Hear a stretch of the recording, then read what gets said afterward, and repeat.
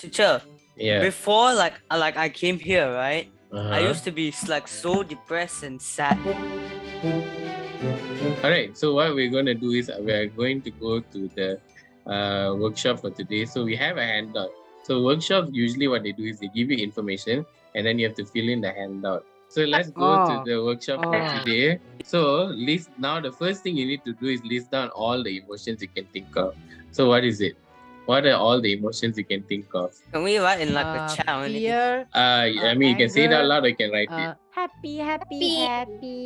Okay. Happy. There's fear, anger, Sadness. happy. Okay, sadness. Sadness, disgust, Okay. So far you said Yeah. happy, sad, disgust, and anger. What else are the emotions that you can think of? The There's top fear. 6. There's fear. Very good. Okay, so one more. we said After though. fear, surprise. Okay, surprise. Alright. Oh my god. Okay. Teacher, Yeah. before I came here, right? I Uh-huh. used to be like so depressed and sad. Okay.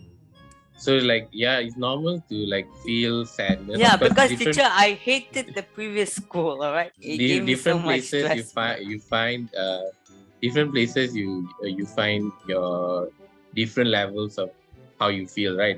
Sometimes you feel happy on one day and another day, but how much you feel happy won't be the same, right?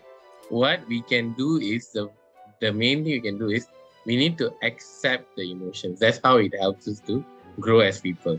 If we always try to hide and change the feelings, it'll be too much for you and you're gonna explode. So a lot of people actually get sick because they are feeling a certain way as well, because they don't know how to regulate the feelings. Once you know how to manage your emotions, you will be able to cope better with your daily life and daily stresses. Okay.